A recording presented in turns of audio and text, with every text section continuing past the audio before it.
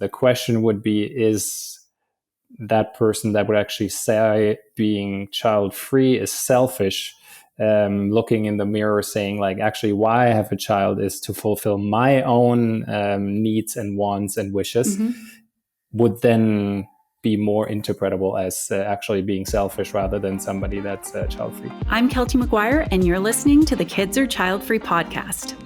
Hello, everyone, and welcome to this episode of the Kids Are Child-Free podcast that is with an extra special guest. Now, all of my guests, of course, are extra special, but this one is near and dear to my heart because it is none other than my wonderful husband, Christian Hefele, who so graciously said yes when I asked him many months ago to come on the podcast. I have to say, I think even before I started this podcast, I thought we're definitely going to get Chris on for at least one, possibly more conversations. So if you like what you hear today, make sure you let us know so that I can bring him on for future conversations about our child-free decision and all the things that you'll hear about today. We can, of course, extrapolate on and talk about in much more depth. So hang on for this wild ride that you're about to go on. Welcome to a conversation between husband and wife, two child-free folks, the host of the Kids Are Child-Free podcast. That's me, Keltie McGuire, and my husband, Christian Hefele. Today's a very special day because I have probably the person I love most dearly in this world, aside from my mother, of course, Jan, if you're listening, my wonderful husband, Chris, also known as Christian Hefele. You can say that more nicely than I can. And I think we're just going to get right into it because I've been talking about bringing a man on for a while now. And I thought, who better to start with than the man who is my partner. What do we need to know about you, Chris? And thank you for being here, my love. Thank you. Thanks for having invited me. That's my first podcast, so it's my debut. I'm German. I've lived in North America where I met you. Not sure how many people know that. I've lived there for almost 10 years. So it's a two-continent relationship. We moved back again 6 years ago.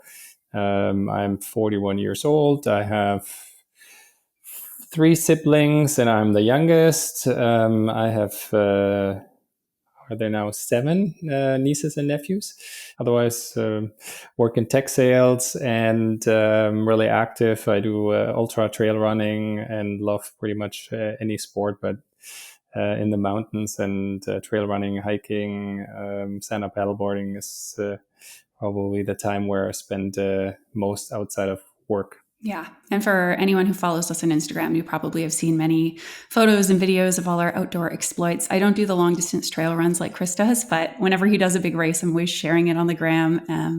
And yeah, we love all our travel and everything. So we'll talk, I'm sure, about that today, what we love about our child-free life. But rather than talking about us, I want to talk specifically about you. And I want to start by asking you about your kids or child-free decision, as is customary with all our guests. And specifically, let's start at the beginning. I want to hear about when you were a young boy growing up in Germany. Did you expect or plan or hope that you would become a dad someday? No, not per se. I mean, there's obviously lots of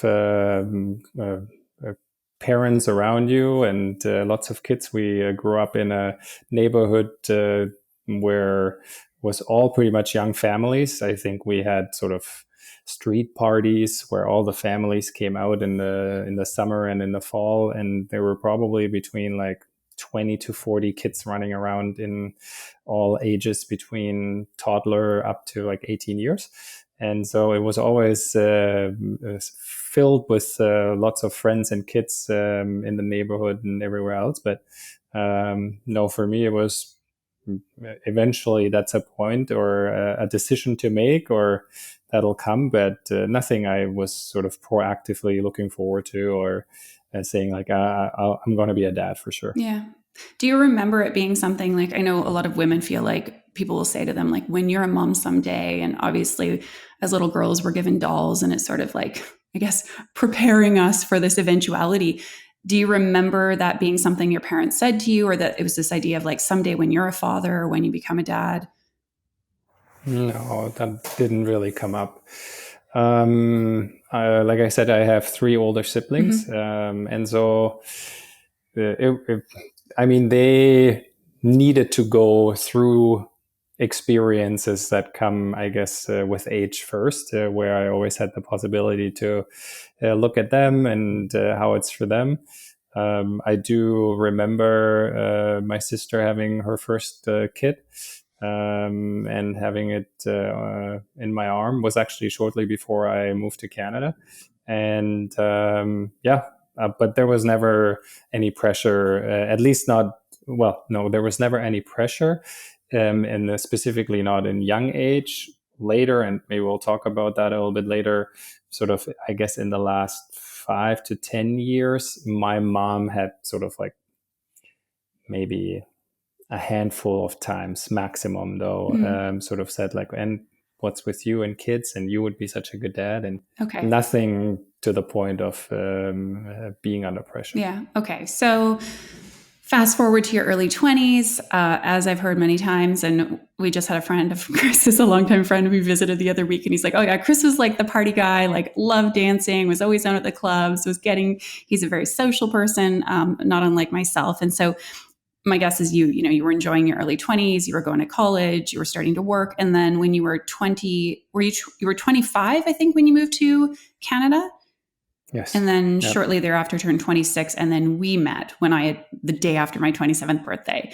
And so tell everyone a little bit about meeting me and how that figured in, like, to this question of maybe potential parenthood someday. Yeah, for me, I mean, there was never really the question, okay, now, I mean, first, obviously, yes, you need traditionally, you need a partner to then, does that work out? Is that a solid relationship? Is that somebody you can also imagine to have kids with? And so in the beginning, I didn't go into a relationship saying I want a kid. That said, I always thought, I always, I guess, picked or chose partners, girlfriends, where I thought, would I want to have a kid with that person? Like, would I want to have a child with that person? Okay, interesting. So that was sort of a thing for me. Yeah. And so did I meet that criteria? I guess you did. I did. Okay, so it's also something though you figure out, I guess, over time, right? I mean, we had lots of conversations about all our values and interests and dreams and what we want and what we don't want and what's important in a relationship pretty early on, and very transparent. Yeah. And that's how we also, I think, committed to each other pretty quickly, and then said, okay, let's see this as a solid relationship. Yeah. So we've been together for 15 years now. And I'd say for the last few years, we've been like very confident that kids are not in our future. Yeah. The timeline before that, I'm curious, because I've shared my perspective of what I went through personally and then what I saw happening in the relationship. But I'm curious, from your eyes, what do you remember, if you can kind of like walk us through that journey of how we approached this topic, how we went through it, how we came to terms with deciding not to have a kid? Yeah, and for me, it's always been not really something that I tracked or something like that. So for me, again, it's there was no real pressure for me. My older siblings had kids first. My second oldest sister, then my oldest sister, and so then one kid with one, the other, second kid with one, the other, and then much later, my brother had his first kid. And for me, I was involved there. It's maybe something to say in terms of I've always felt super comfortable with kids. I've heard sort of that lots of men are, I don't know, sort of hesitant or don't know what to do with little babies or how to hold them, or I mean, sometimes even women sort of like, oh, and for me, it was always supernatural. Like I was like, yeah, sure. I'd love to hold your newborn baby. I'd love to, cuddle, hold it, or if a friend or again a family member or something like that, do you want to hold him, or can you hold him? And I say, yeah, I hold him. Like, do whatever you need to do. And that was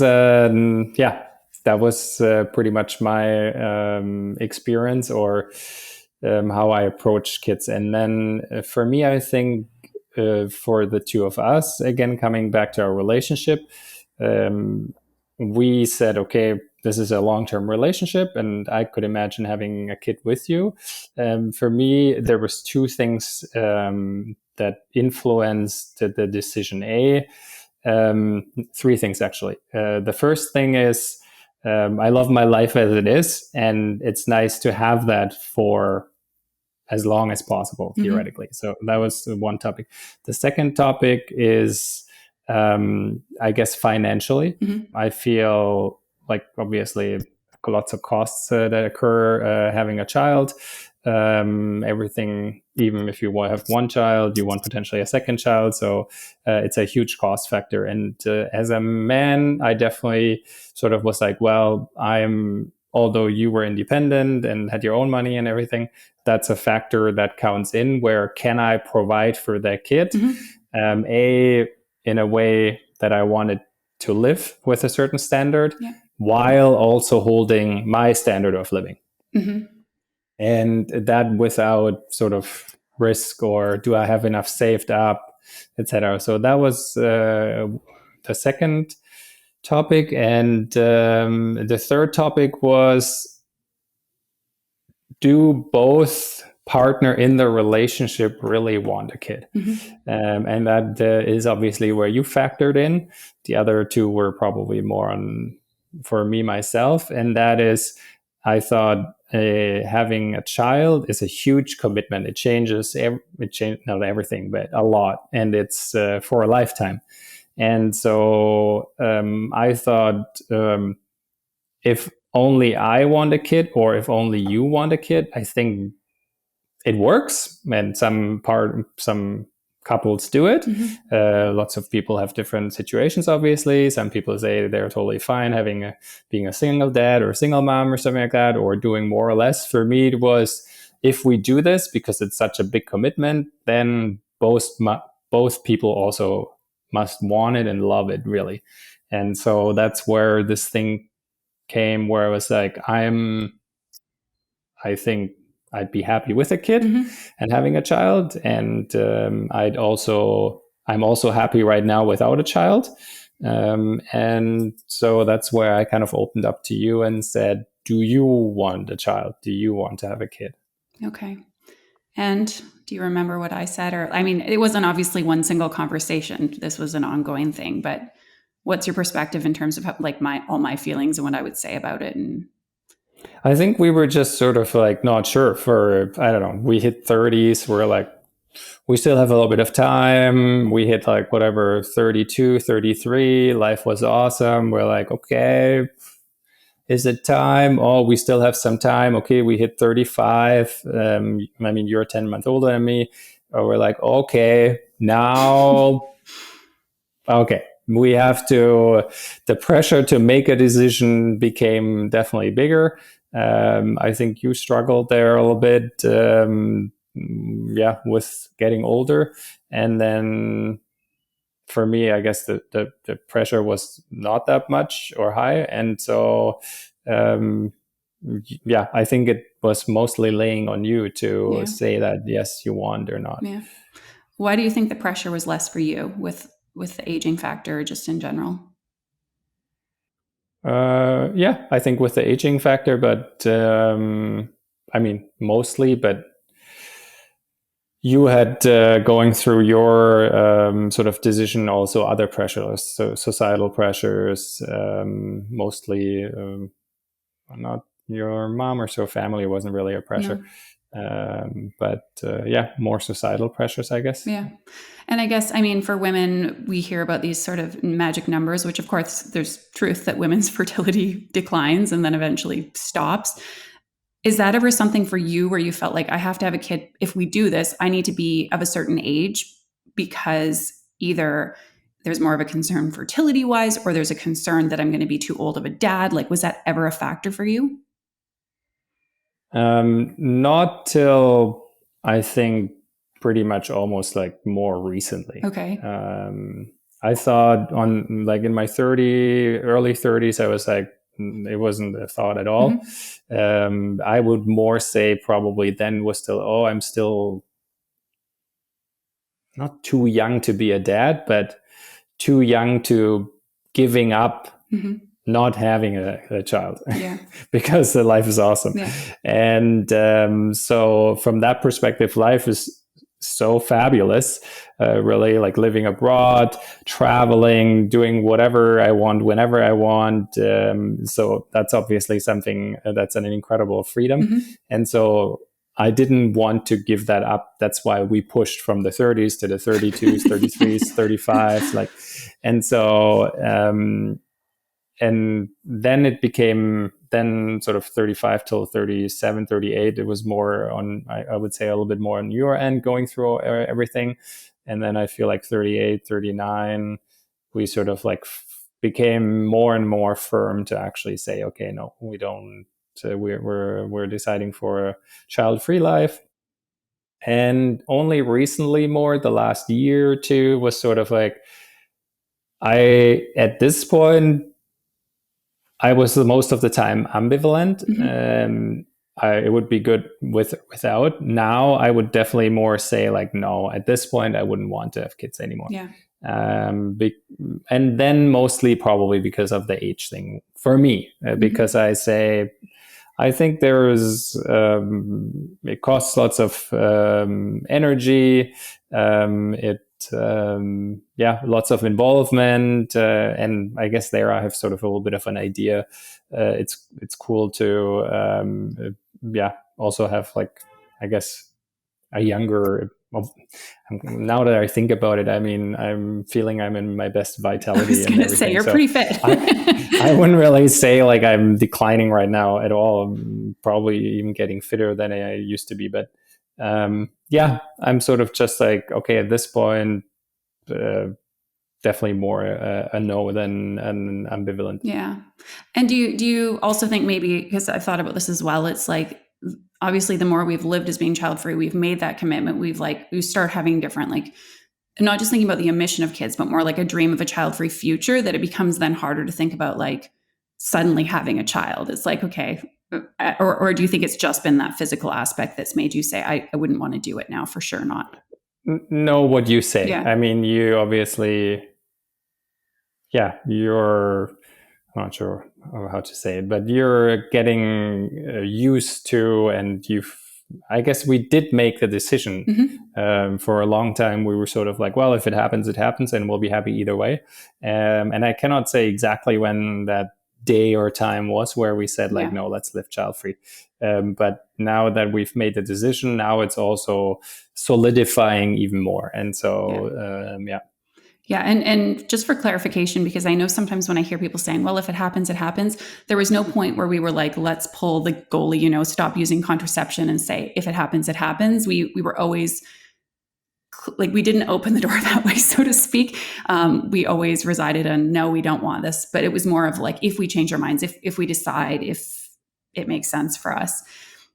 And even if I can quickly interject, there is, I mean, it happens often enough that you use or people use contraception, and it still happens. So for us, it was like, if that's the case, fine, cool. Like, we'll be happy. It'll be amazing. Yeah. And it's interesting that you say that, because I think even recently when you said to me, you said if we got pregnant, I think that I wouldn't want to have the child. And that's always been a really tough one for me. And there might be people listening who can relate. I really feel very strongly, I don't want to be pregnant. I don't want to have a child.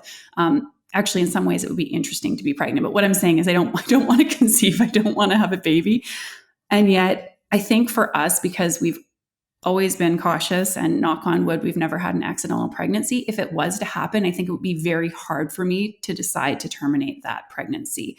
And so it's just like a situation I don't even want to be in. And I kind of joke around, but like, I feel like I'm more cautious at the age of 42, where there's probably less likelihood. And yet, if I did get pregnant, more security, and I have the means to be able to, I think here in Germany, to be able to get a safe, legal abortion. But it's like, I feel like I'm more scared than when I was 22, which is, I guess, telling. Do you think, like, with me not wanting to have a child, my mom had made a comment when I had her on that she does or did wonder, like, am I just afraid? Do you think I'm afraid to become a mom or to have kids? Do you think that's part of it?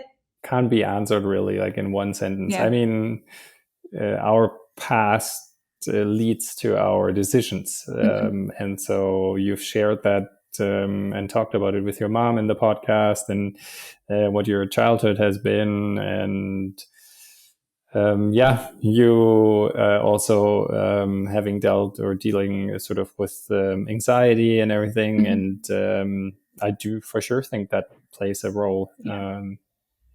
Yeah. Yes. And I guess, I think for me, it's like, maybe I am afraid, and that's okay. And I know it may have been episode 13 or 14, but the conversation I had with Ruby Warrington, she said, we tend to, like, vilify this notion of, like, if you're afraid, that's the wrong reason to decide. And it's like, maybe our fear is keeping us safe, and it's actually, like, showing us what's within our bounds and what's, in the case of motherhood, like, maybe if I'm afraid, it's because I know maybe it's not the right decision for me.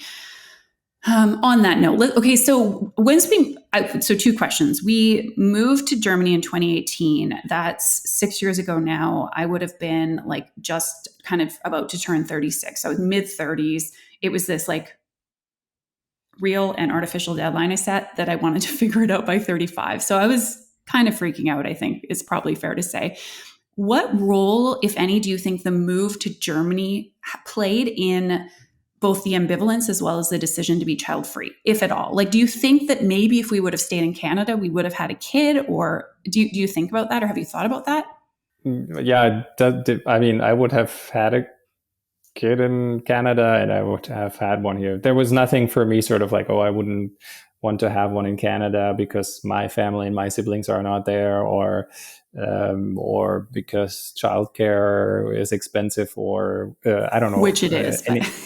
Any other reason where I was like, no, if we have a kid then in Germany, it didn't influence my decision. I think for me, and I do see it as having had an influence, but it's in a different sense. It's more like moving to Germany in some sense maybe gave us a little bit more space. And we always thought for ourselves and what we wanted. And I've talked about this before, how before we moved, we saw, at that age, a lot of people having kids, a lot of people leaving the city for more affordable living. And so we've been pretty, like, steadfast at, like, no, it's not for us, or not right now. But I do think moving here, if anything, it's like, you really, when you move somewhere new, especially a new country, which it's an old country for you, but it was a new city and you hadn't been in Germany for 10 years, that it was like a little bit a fresh start to be able to decide without potential external influences, maybe in the same way where, let's say in Vancouver, where, like, all of our friends have kids, which is not entirely true, but let's just imagine here we could be like, who and what do we want to be, and what does that life look like? So that's kind of the first piece. And then the second thing is, I think life here is, we have really leaned into the freedom and the independence and flexibility of living in Europe. And we had a good life in Vancouver, but we have, like, a fucking awesome life here. Or? Yeah, I mean, it's both. Yeah. And so I think for me, it's like, maybe I, even more so is like, I don't want to give up what we have because we've created something so awesome. And yeah, of course you can have kids in Germany and you can still travel and you can still go to hiking. But the way it is, as you stated early in our conversation, it's just like, we kind of don't want it to change. I think what you're sort of addressing potentially is, there is some couples or people have, as interesting as it is, but we've also heard or seen it, that some people decide, hey, I don't know, I'm struggling somewhere privately, or I'm unsatisfied with something privately, or I know there's some insecurity about the relationship or something like that. And a child seems to be a solution, or is seen as a solution, or as a necessary change, or a necessary excitement that that person potentially seeks. And that reason just has never come up for us, or was just never a trigger for us. So yeah.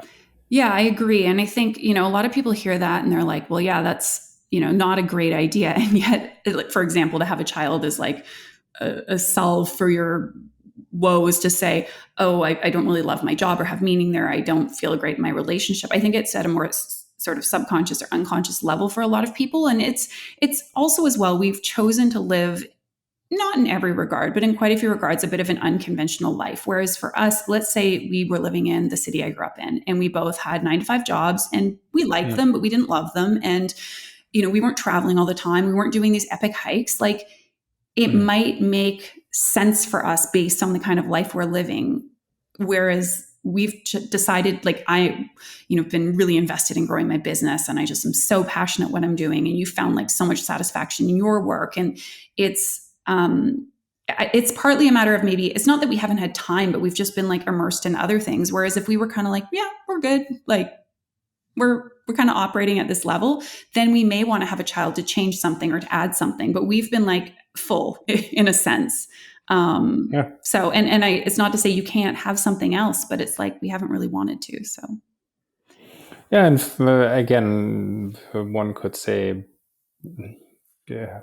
you occupying yourself to an extent that you don't have room for other things. But to add to what you're saying is actually that we're doing also lots of, I guess, personal development, and also relationship development, also with friends we're seeking, with the experiences we have, also with family. So I think that is also something important for us, where people sort of say like, well, but you really only develop personally with a family or with a child. And I do think that is another or a different level of experience. I would call it just a different level, but I do think, you choose. And then for us, it's just important that we're also not having a standstill, but that we're still developing, we're still having experiences, grow personally, that we go to workshops, that we get into situation, that we seek relationships with people in different ages, and different backgrounds and everything. And that also gives us the development that we want and seek. I agree. And, I think, and this probably warrants a fully other conversation. So if you're listening right now and you want to hear Chris and I talk more about like personal growth and fulfillment and purpose and all that stuff, I think it's something that sometimes gets left out of the conversation. And that's really important to address. But I think there's this notion sometimes that, like, okay, you're having your fun, you're doing all these cool, joyful, things, you're traveling, and it's like, I think, again, Ruby Warrington in her episode said, often people say to child-free people, well, your job's not going to keep you warm at night, sort of thing. And it's the same sort of thing. Well, like your travel is not going to be there on your deathbed, or your adventures. You can only do that for so long. And I would argue as long as we enjoy them and we have the health, which we hope to continually cultivate, we will continue doing those things. And also, it's not the only thing that drives us. It's like, if that travel was taken away and those outdoor adventures were taken away, I agree. And I want to highlight what you're saying, that there are so many other things that give our life sort of this like robustness and this depth. And there's a lot that's happening, I think, on like a personal and sort of interpersonal relationship, spiritual level, that there's nothing wrong if you just want to have a fun, joyful, child-free life. But I do think that we're not immune to having meaning and fulfillment just because we don't have kids. If anything, we can have a different kind. It's not better or worse, but a different kind than if you have and are raising little people. So. Yeah, totally.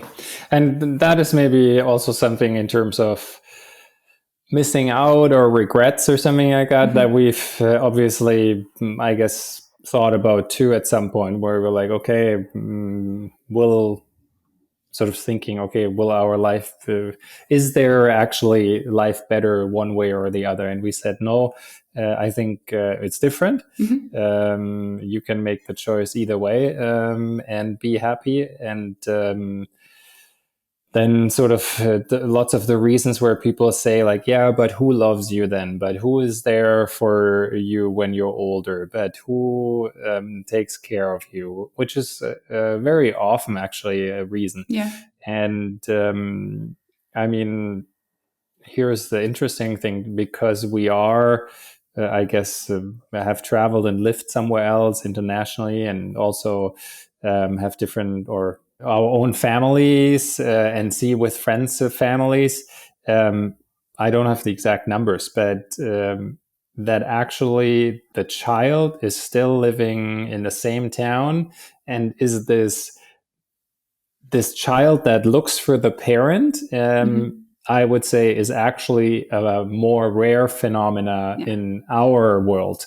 Maybe if I would still live where I grew up, in sort of a 10,000 people town, I would say if I would ask somebody there, they would probably say, well, no, most of the people are where their families were and they stay there, and that's nice. And from my experience, having traveled, having had that urge to go abroad, and through that also having friends that do the same, and meeting people that do the same, that have lived abroad and are living abroad. And that is the one thing. So who knows, there is a 50-50 chance if my child will live where I will live when I'm old. I definitely not somebody that will force if I would have a child, to actually live next to me to look after me.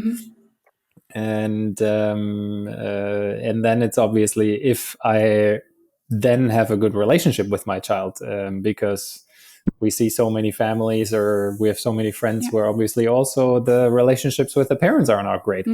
And probably lots of listeners can also relate to that, where it's like, I wouldn't live right next to my mom and dad, and take care of them every day and fulfill this notion of, but who looks after you when you're old? I think society in general is changing there, at least in the Western world. And for us, it's then more to seek and prepare for a life where we, knowing that connection is most of the biggest influence for happiness for us, but also based on studies, that we have connections with people, with younger people, with people in our age, potentially also with older people, although the older you get, that's obviously getting more and more difficult. So I think we're aware of that, and I think we don't have regrets there, or see that as possible, but not as a reason that would warrant to actually have a kid. On top of that, also, now we're coming to a different topic. Lots of people sort of say like, oh, well, to me, nobody has said that. But if you look into the media and stuff like that, it comes up that being child-free is sort of a way of selfishness. And if somebody says, I have a child, that somebody looks out for me, and that somebody's there, and that most often when parents say like, oh, I have a child, they often say it why they have a child out of their view. They never, I haven't heard a parent, if I think about it, that says, I have a child that child has a chance to live and have awesome experience, that soul that reincarnates or whatever. Like, I've never heard anybody say that. So in the end, the question would be, is that person that would actually say being child-free is selfish, looking in the mirror saying like, actually why I have a child is to fulfill my own needs and wants and wishes, would then be more interpretable as actually being selfish rather than somebody that's child-free.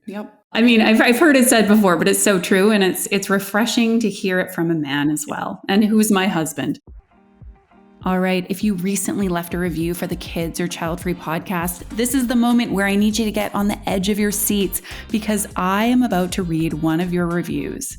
But first, if you have not yet left a review, what are you waiting for? Head on over to Apple Podcasts if you're not listening on there already. Give us a 5-star review, share some kind words, because this is one of the best ways that you can support the podcast and help us get discovered by other listeners who are also on the fence about whether to have kids or stay child-free. All right, this is today's review. This one is coming to you from Lizzie the Dog Mom in the US of A. She says, amazing podcast, 5 out of 5 stars. I'm a married woman in my mid-30s who isn't sure about having kids, and from listening to so many different podcasts about this topic, Keltie's is by far my favorite podcast. She has so many amazing, well-informed guests on the show who share their life experiences and a wealth of knowledge. Her show has been giving me a lot more clarity on my decision. Thank you, Keltie. Well, thank you so much, Lizzie, for taking the time to leave that review, and I'm so glad to hear that this is helping to give you clarity on your decision. Again, if you have not already left a review yourself, make sure you head over there, give us a 5-star rating, leave some kind words, and this can help us get the message out there and be listened to by many more amazing listeners. So on that topic, I mean, you've shared a little bit about your and our sort of shared views on the topic of regret and what happens when you get older and fulfillment and meaning and all that. Is that something you worried about before we'd made this decision? Like, were you like, oh yeah, what if we do regret it? Or what if I am lonely, like either in the past or now? Is that something that crosses your mind? No, not really. I had sort of like a solo getaway for a weekend. I think it was 2019 or something like that. That was sort of like where I took some time to, I don't know, just, I guess, go through my mind and write things down, and how could life be without and with a kid, and sort of thought all that through for me, taking really time for myself, because I also said, like, you need to make the decision for you. And I was like, okay, I guess what would be my decision if I would actually be asked? And that was sort of I guess, my review time, really, that I did then. But did I answer the question? I'm just looking at you funny because I I obviously knew you went away for the weekend. I didn't miss that part. I remember that. And I know, you and I have both done this, and again, something we can talk more about in a future episode, but I don't think I knew that you evaluated this question. And partly in preparing for today, I was like, it's kind of weird because I feel like Chris was like, well, I'm ambivalent, like whatever you decide. I'm paraphrasing. Obviously, we've had many conversations about it, but I'm like, but what did he decide? What does he want for himself? And so, I didn't know you did that. Super interesting. And I'm like very moved that you did. I'm glad. Did you come to a conclusion, or like, where did you sort of end up in doing that review? Do you remember? Not very specific now. I would actually have to look into my notes, but in the end, it confirmed, like, I'll be happy without. I sort of thought, okay, if the route without, let's say what we talked already, what do I do then? Like, I want to make sure that I have to make sure that I have connections. If you have a kid or not, it's the same thing. I think there are studies out there which, again, connection is very much related to happiness, specifically also in when you grow older, men are more likely to actually be lonely the older they get. And so for me, it was like, okay, that is something I'm aware of, and that I just have to address if I don't want to end up lonely. And potentially, due to that, become depressive or so. Yeah. And with, I also thought, okay, what could that look like, and what would be important? So I wrote those notes down, but I have them not available right now. Maybe next time. If people are listening and there's been any question why I'm married to this man, I mean, probably that just answered. You're so thoughtful, and you and I, like, we both love thinking and talking about these things, and like, we're just like, I know everybody listening, the people who are making this decision are like, they have so much self-awareness, and they really are about living intentionally and consciously. And I have to say, I don't think I'm going to cry, but I might. But I was thinking about it again earlier, and that is like, now I am going to cry. I know you would be such a good dad, and this was something I struggled with for a time. Is like, I know you would be such a great parent, and I think that it would be like pretty cool for us to do it together. I mean, I'd be mad if you went and did it with somebody else. And when I was on the fence, and when you said to me, like, I want you to be open to making this decision for yourself, and I actually want to get into that more in just a moment, like why you gave me that space. But I felt like, if I decided I didn't want this, that I was going to be depriving you of being a dad and having kids. Because, like, as you shared earlier in this episode, like, you were first of all, just the person you are is the kind of person that would be a wonderful father, but like you are great with children. Yeah, I'll hold this infant. Like you're so natural in a way that I've seldom seen. And so I felt like I was going to be like depriving the world of this amazing dad and I mean, I'm not really worried about our imaginary unborn children, but I hear this from other women. I've actually heard it from quite a few women who've said to me, I think my partner would be an amazing father in this case. And they worry about that. So what would you say to somebody who's feeling like that, who's like, oh, if I decide not to, like I'm taking this away from my partner? Or what would you say to me, like with that feeling? Oh, and I'm not sure if I did, but probably I said, I need to make my decision and you need to make your decision. And if we both want it, then for us, that was our way to say like, okay, let's have a child. But I, I think, yeah, potentially I'd be an amazing dad. Sorry, now it gets maybe a little bit abstract, or I'm not sure if that comparison is. Maybe I'd be also an amazing Formula One driver. Good choice, Chris. You don't even watch Formula One, but good example. It's like he's going to say doctor or something. but I'm not then, and so I hope, or I'm good in something else. And if it would really be this. And that would be obviously a total different situation. Other people might have that. Other couples might have that situation where the woman is ambivalent or doesn't want to, but the man really wants to. Although this situation I hear very seldom about, then one has to obviously find a path with that. Yeah. Yeah. Okay. Yeah. It's a good. But my feelings weren't so strong that I would want to have a kid that I had any reason for making you, I don't know, bring you into this position, or even worse, making you feel a little bad about it. Yeah. So I think I just gave you confidence that it's beautiful that you think that of me. And that's obviously a compliment, but no reason to be sad about. Yeah. Well, and it's a good reminder that like if we're in a relationship with someone, that our partner is their own person, and that at the end of the day, they're the ones who will make the decision or should be making the decision for themselves. And even in this case of a compromise, if somebody says, I wanted it, but my relationship with you is a higher priority and you've decided not to, and we're not going to do that, all we can do is trust and believe them. And it's not up to us if that person bears resentment. Like that's an issue that will be addressed, but like it's not my responsibility to like every day be like, are you sure? Are you going to change your mind? Are you mad at me? Are you going to leave me and go like have a baby with somebody else? That may or may not happen, but it's like, again, that's not my responsibility. If you're saying to me, nope, I choose this, I choose you, I choose the relationship. Yeah. And I think, I mean, once it's said, to always bring it up again is also not anything, I'd say, I don't know, attractive or nice then. If somebody is always like, would doubt it then. And obviously it's. Yeah, I would say if that's something that's coming up, there's that persistent doubt, then it's something that probably should be addressed either in like individual or couples therapy, because I think it can become, it's similar like if you don't trust your partner for some reason. I mean, sometimes there's good reason not to trust your partner, but if it becomes almost like a poison in that relationship, I think it can derail it, where it's like, I was okay, but you continuously questioning me and questioning that I mean what I say, that's the bigger problem that I think would be at hand. That's sort of what I meant. Yeah. Okay.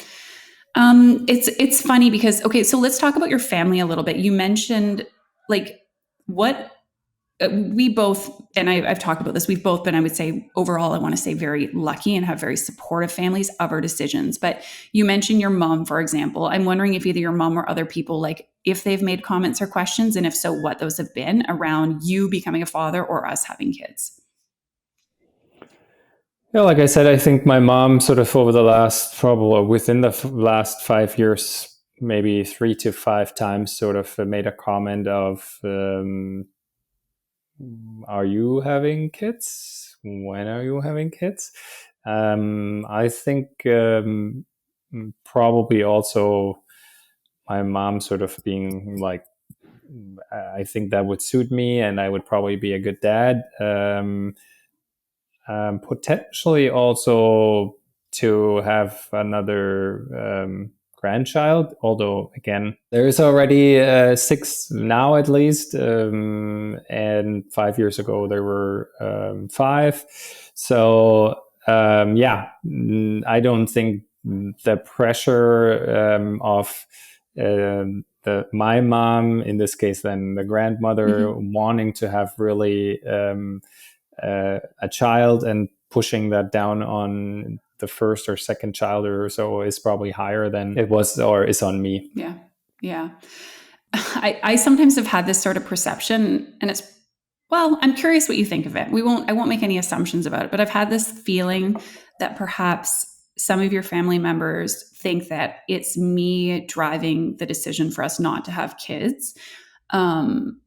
I think one of your sisters had made a comment about me, and this is interesting. I know actually one of your sisters had said to your niece that, I'm career focused. I think that was an answer that was given in my presence quite a few years ago, that I've chosen career over having kids, which it's not a dichotomous thing. And that's obviously not the case. It's a very simplistic way of looking at it. And I do know one of your other siblings had said to me, I always had the impression Chris was going to be a dad. I'm surprised. And there was sort of an undertone of, and they may be listening, hey, Chris's family, I love you guys. There is this undertone of like, oh, I didn't realize this, like maybe sort of an insinuation that it was me driving the ship on that. Do you think they think that? Is that a fair assumption? And I mean, we can say it doesn't matter what they think, but like, I feel like it's been put on me a little bit, maybe.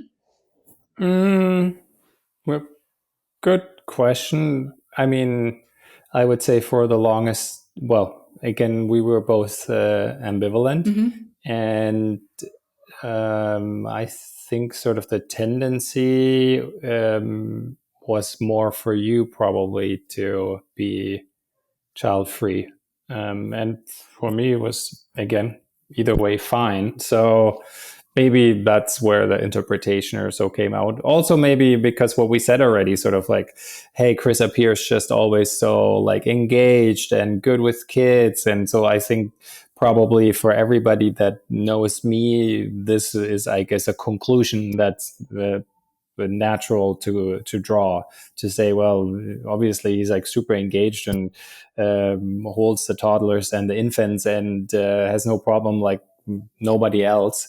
And so obviously he'll be a dad sooner or later. Yeah. And so then I guess they try to find or think why has it not turned out that way, what they initially thought or what the signs were. Yeah, of course. I mean, I can kind of see it in a negative light and be like, oh, they're blaming the woman and like the interloper, the outsider. But it could, as you said, be more the case. They know me obviously for 15 years, but they know you through your whole lifetime, and they have a different in-depth understanding of you as, I mean, also around the kids. Those are your nieces and nephews. And I would say I'm also quite engaged, but like it's a bit different, just like it is when we go to visit my family. And likewise, there may be people in my life who perhaps saw me in a similar way of like, oh, I thought you would have kids. Although I'm smiling because I don't know if anybody thought that. And actually, it's funny because when I don't know if you heard that, but like when Lauren and I did our Between Friends event, which if anybody wants to see the replay of me talking with one of my good friends who's a mom about our relationship and having kids and not having kids, you can check it out on the website. I'll include it in the show notes.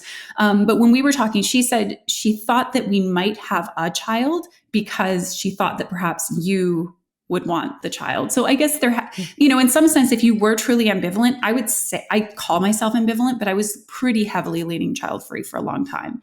I think for me, it was more coming to terms and accepting that I felt that way. Yeah, I think so too. Yeah. And for me, it was either way will be amazing, but I wouldn't want to have a kid with somebody that doesn't want to have a kid or is unsure. And so, yeah. Okay. And that's probably a good segue to the question that I've sort of insinuated but haven't actually asked yet, which is, so you, when once we moved here, and I'd say like within a year or so of me moving here, I was just kind of like, I have to figure this out because it is taking up so much of my mental, emotional energy. Like every day I'm like, do I want to have a kid? Do I not? Should we, shouldn't we? You basically said to me, like, you need to figure this out on your own. I'm paraphrasing. Can you remember what happened and like what you said and why you said that, or what that sort of was about? I don't remember the exact conversation or anything anymore. For neither. me, it would be, that I said, what do you want? Like, you seem to be unsure. And I guess my feeling was more that you're leaning towards not wanting or wanting to be child free. Yeah. And as you just said, and so for me, like I said, for me, it wasn't like convincing you either way, because I find it such a essential, life changing decision, that when that decision is made, it needs to come like from you. We have that luxury to actually, or I also had that luxury because I was ambivalent, and would be happy with both. That I said, okay, for me, either way is good. Let's go the way that we both want, and not one wants to and the other one not. I mean, I'm not sure if a comparison is good here, but in the end, it's like, okay, you're in a partnership, and if you say, where are we moving, or are we buying a little tiny home or a big house or something like that, you obviously there's in a relationship naturally like different decisions, here and there. Often they're maybe aligned, and sometimes they're different, and sometimes they're completely different. And then it depends on the size or the impact of actually that decision. Is it totally life changing and totally different what one person wants from the other, or is it actually something fairly similar? Are we moving 2 streets over, or are we moving to the next neighborhood or something like that? In the same size apartment again. Obviously, that's something potentially way smaller and less impactful, because you can also change it. If you're not happy, you just change it again. Yeah. But with deciding if you have children or not, it's like we said initially, in the beginning of the conversation, I think we're very aware that this is just life changing,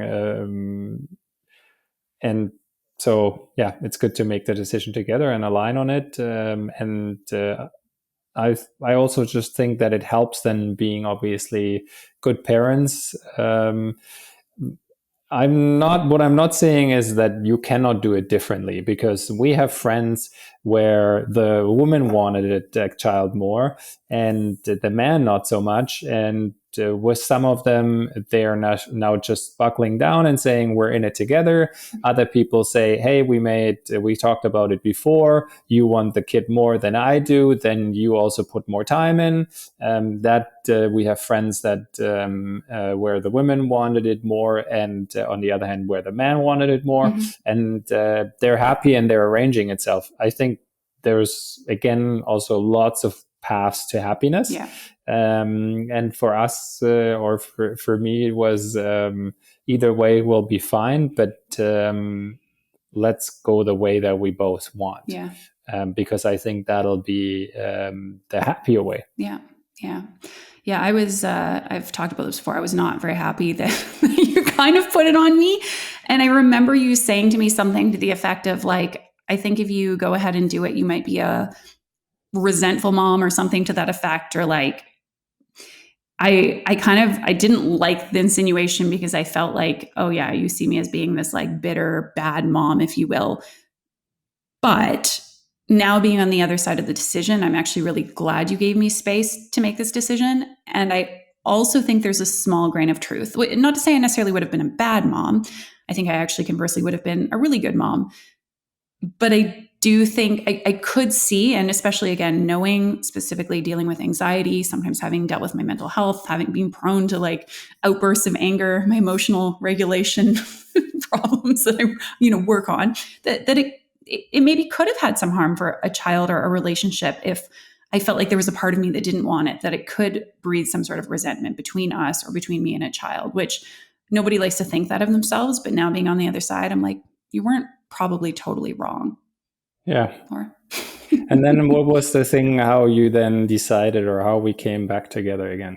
I don't know. And it's funny because it's like, I want to say there was like a single point in time where I was like, I'm going away for 3 months, like not physically, but like to figure this out. And then we're coming together. But it was more gradual, I would say. I mean, for me, I did see a life coach, which I've talked about before. And it was funny because I didn't feel like it brought a huge amount of help. If anything, what it just brought me to was this feeling of like, I'm so fucking tired of thinking about this that like, I'm just like, I'm kind of done with it. Yeah. And in a way that I don't want to say that forced the decision, but it was like, I just don't want to keep going in circles. This is tiring. I don't want to read a book about it. I don't want to talk about it more. The other thing for me, and I don't know exactly the moment that I came to this conclusion, but I mean, it's twofold. And again, if you want to hear more about my personal story, listen to episodes 5 and 6, where I talk about it quite a bit more in depth. But I posed a question which I often ask my general clarity coaching clients around business and profession and life. And that is, what do you want in your life? And for me, it's ultimately about feeling joyful and fulfilled. And I ask myself, do I believe that being a mother can lead to me feeling joyful and fulfilled? And although I have certain resistance and I don't think that that would necessarily suit me and it's entirely what I want, I'm the kind of person, you and I both have this attitude of like, of course I'm going to be happy and joyful because I'm not going to like have a bad life because I have a kid and maybe it's not the perfect thing for me. I'm going to love that kid. I'm going to find joy in this. There may be things that are mundane that I hate, like most parents probably will. But I thought, yes, I can feel joyful and fulfilled if I have a kid. And then I thought, can I feel joyful and fulfilled if I stay child free? And I'm like, I have an immense amount of fulfillment and joy in my life right now. And as long as I keep cultivating and continually working on this life, it's not to say there won't be difficulties, but I believe it's possible for me to, over time, to sustain that.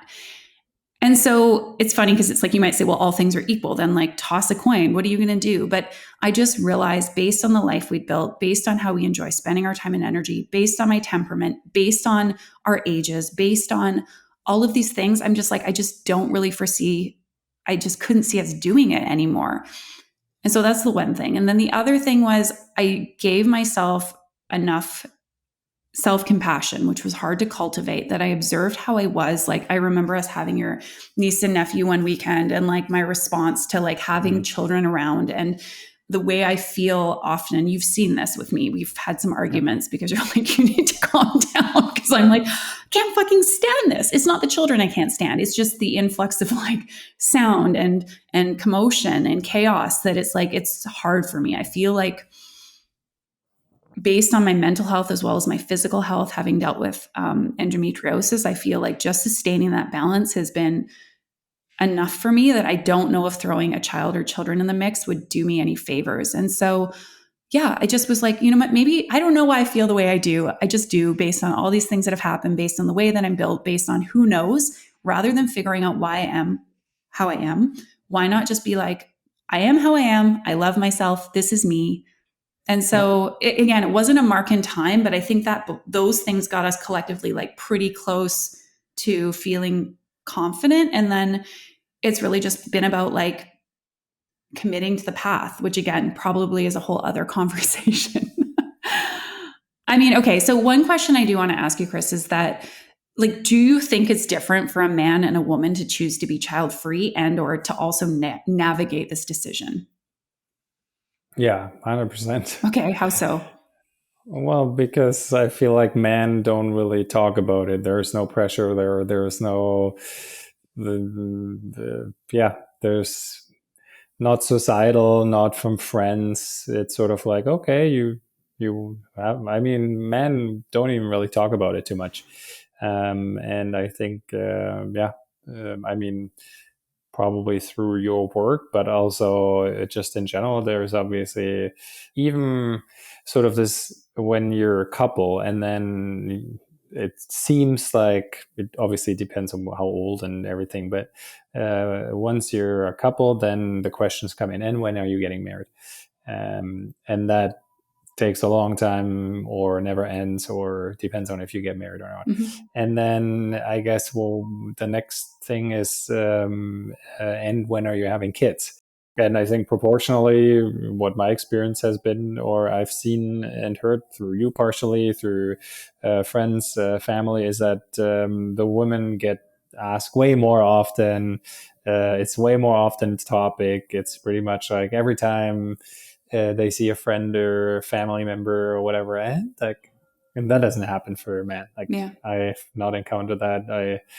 I have maybe one friend or two friends and me maybe like ask the odd friend or so where I'm like, are you guys planning to have kids? Like, is this something that interests you, or which directions are you going? Also, if we meet new friends, obviously it's sort of a depends on how old they are. If they're younger, if they're older, that topic comes up. But I would say in general, the woman is a way more ask about that topic, and there's also way more pressure put on women for sure. Okay, so on that topic, so have you been asked much? When are you having kids? Maybe even no, like seldom to never or rarely. Yeah, a handful. Okay, maybe. What do you tell people if people ask, "Are you going to have kids?" At this point, no. No one asks you that now?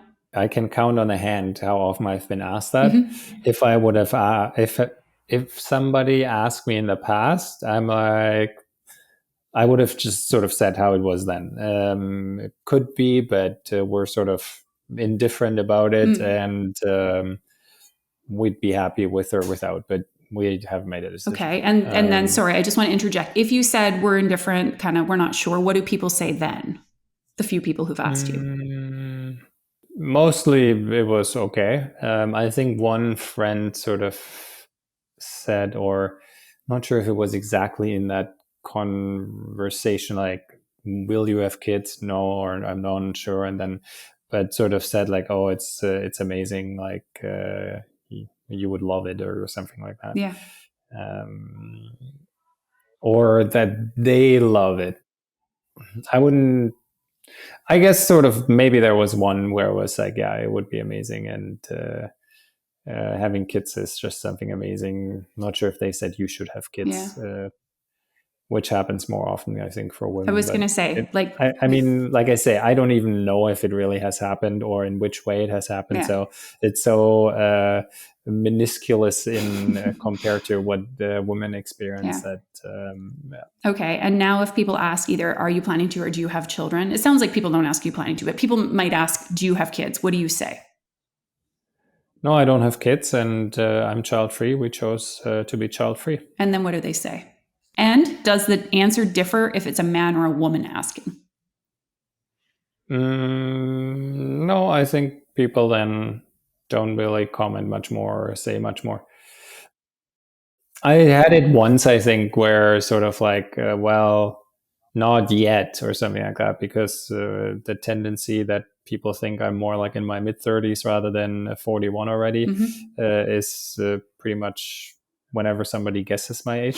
So I guess there's still sort of like a, okay, you're still young, and that decision might still change. But yeah. But they say to you, not yet? Like, do they say, oh, not yet, you don't have kids, or you're just... I've heard that once. But again, it's all, with all my interactions, all these things I've heard maybe once. Okay. And not on a continuous basis. Okay. But I would say the people that say it to a woman would potentially also say it to a man. Yeah. But we also have a friend, for example, where we thought would probably more be the tendency to not have kids, or very likely to not have kids. That friend has a child and is the happiest dad, and it's just blown away, and it's the most amazing experience, and talks about it every time, and it's amazing to see. But yeah, that person is not trying to convince me or anything. So it's just, he's happy. And I think he's just like, yeah, you're happy with what you have, and I'm happy with what I have. I don't need to convince or make you feel bad or make you consider or something. The last question, sort of in that line of questioning. Pretty boring. It's pretty boring. It seems like it. Like, no pressure, no like follow-up questions, no rude commentary. Like, has anybody ever said anything rude to you about not having a kid? Has anyone called you selfish? No. Has anyone said you're going to have an unfulfilled life? No. Has anyone said you're going to regret it? No. Has anyone said, like, you don't know the meaning of true love unless you have a child?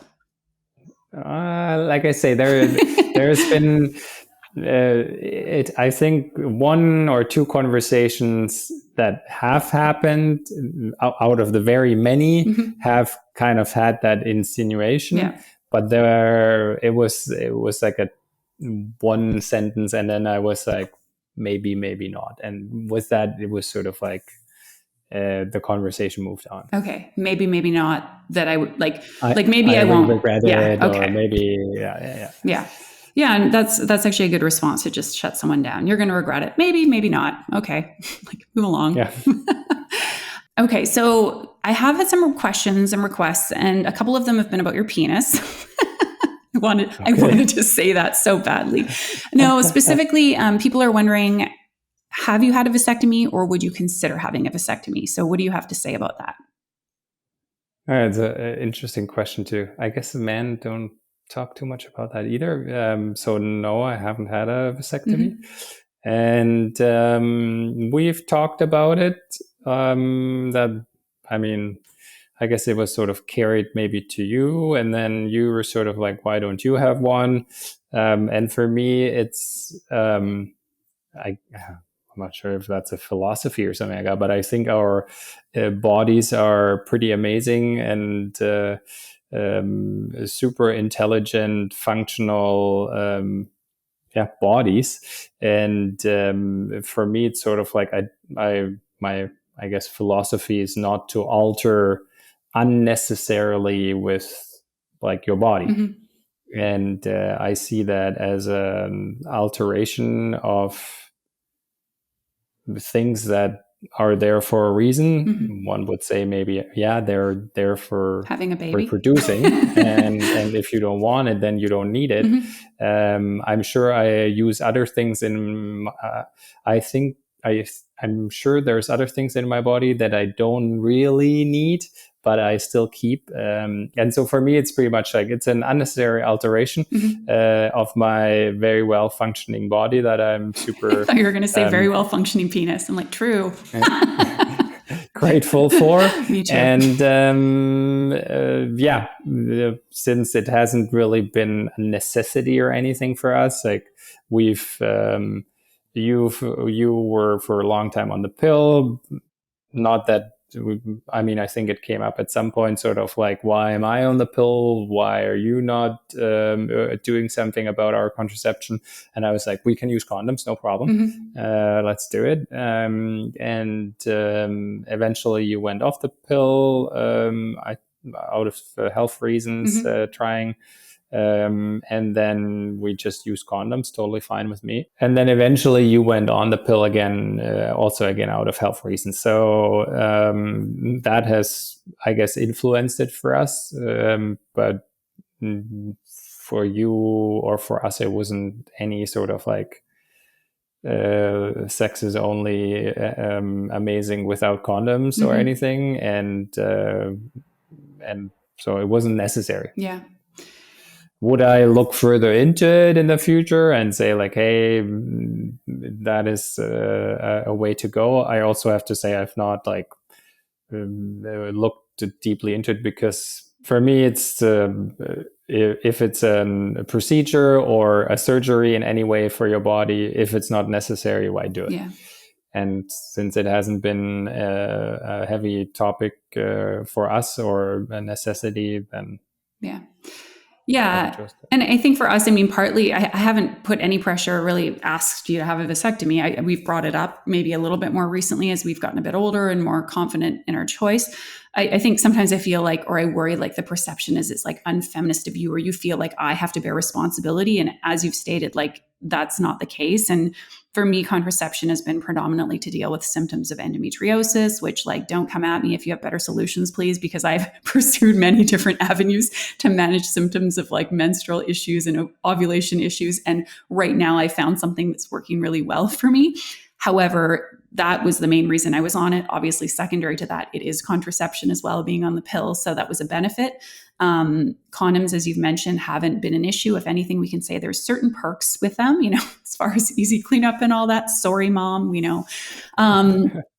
And so, I've never, just like I wouldn't want you, and you've never said like, well, you have to get your tubes tied or this is your responsibility. I similarly would not put that pressure on you.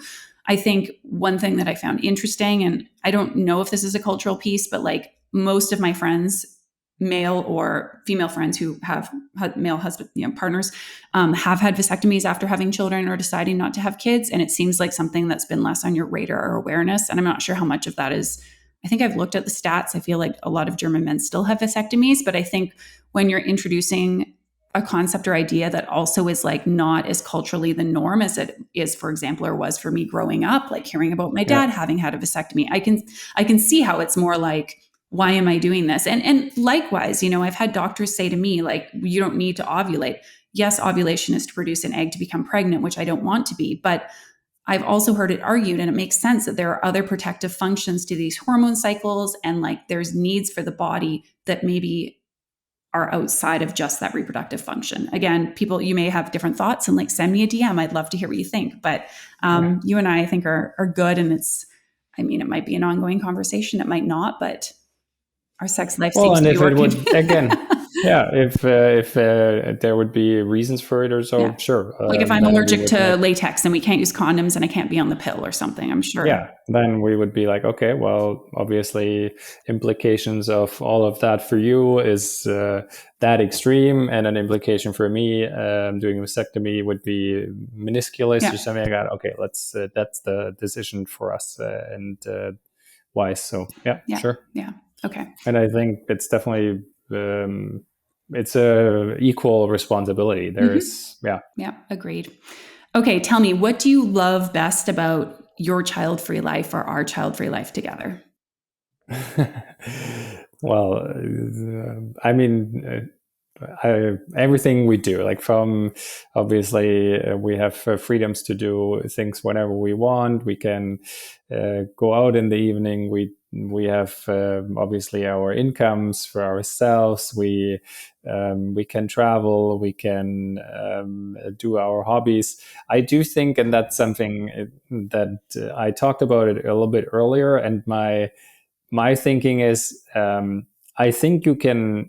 When I say having a child is life-changing, somebody might say like, well, not necessarily.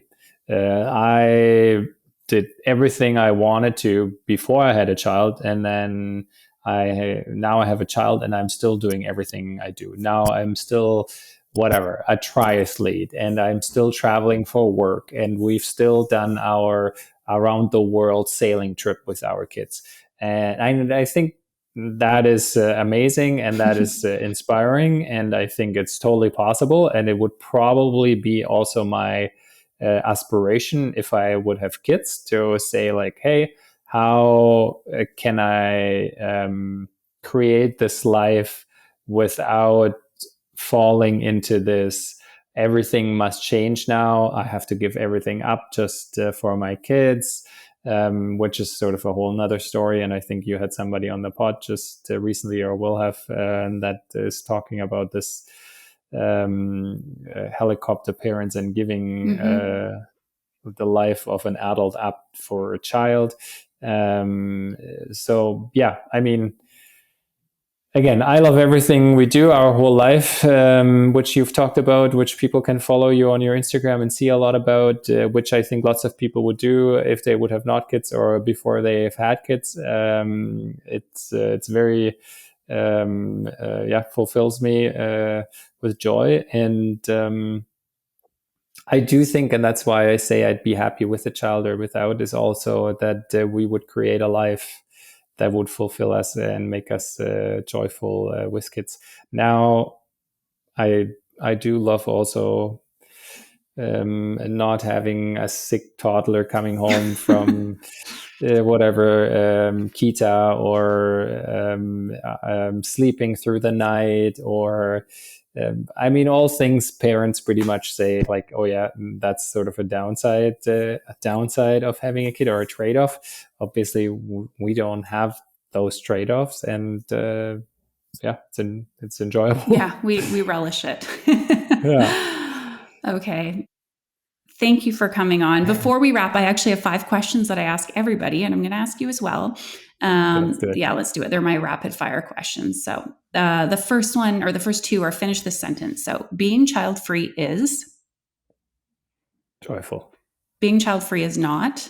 I wanted to say exhausting, but being child-free can still be exhausting. We're tired a lot because we're so adventurous. Exactly. Yeah. That'll be your answer. Next question. Okay. All right, next question, please. What's one thing that you think would make this decision easier for women and other people to make who are on the fence? Either something like culturally speaking or societally, what might make this a little bit less tricky? I think the way to go about it is trying to, how do you say, get rid of or trying to separate what society wants, what friends want, what family wants, with what is actually your own voice and what you want. Yeah. I mean, it's, I guess, for every decision, sort of the right path, because we do, and me too, like we do often decisions that are heavily influenced or sometimes just because of an outside voice or voices, rather than really, if sort of this question, what would you do if nobody would care? Yeah. Like if it would be singular, your own decision for whatever that decision is. And I think that is in the end what is the best way to go about it. Yeah. Okay. And to actually pull that apart, and now I make a plug for obviously you and your business. I've been waiting. is yeah, I mean, it's sometimes hard to separate those voices and who is actually influencing us, and what is all an influence, and what comes at us, and what are we fighting with, and am I the only one that has those doubts or those questions or whatever? And having somebody that specializes in that, I mean, you could start with a friend or with friends talking about this and trying to pull it apart, and then there's obviously people that are experienced with it and know what questions to ask to actually lead oneself to that answer or to those answers that then help make that decision. Yeah. I would say, and I love your work there, everything you do, not just because I am your husband, but just because I find it incredible and see also often the outcomes of what people get out of it. And so incredible work with Keltie, if you're not sure. Thank you. Okay, what's one thing that you want parents to know? Do what you do fully and with love. If you could give one piece of advice to someone who is currently on the fence about whether or not to have kids, what would that advice be? Separate the voices and listen and figure out what you want. Yeah. I think that's the way to go.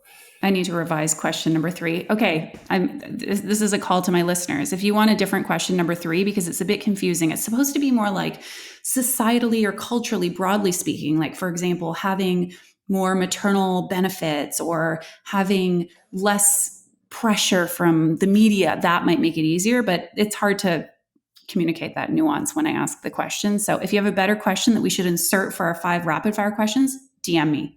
I'm going to pick a new question for upcoming interviews. Okay. Thank you so much for being on here, Chris. It's been a pleasure. So much fun. It's funny calling you. My first podcast. It's funny calling you Chris. I don't think I call you Chris that often. I think I call you Honey. Yeah, you Hun. do. I do. Okay. Thanks, Hun. Yeah. No pet names. You're welcome, love. My love. Yeah. It was fun. If you like having Chris on the show, let us know so that we can have him back. He's not sure. If you don't like it, don't let us know. It'll be bad for both our relationship as well as his ego. So yeah, thank you for coming on. It's been an honor hosting you as our first man on the Kids Are Child-Free podcast. And we have a couple others coming up later in the season. So listen in for that. Yeah, I'm curious about their answers and everything too. Yeah, for sure. Amazing. All right. Thanks for having me. Yeah. Bye, everyone. Thanks for tuning in for this latest episode of the Kids Are Child-Free podcast. Now, before you go, I have a little something to share with you, and that is I want you to go check out the free resources page at kidsorechildfree.com because I have some goodies on there for you, guides you can download. I've got a recording of a class that you can check out, different tools, exercises, resources to help support you to make the kids or child-free decision that's right for you. I will link to that in today's show notes. And again, you can also find that at kidsorechildfree.com. That's all from me. I wish you a beautiful rest of your day, and I will see you back here very soon.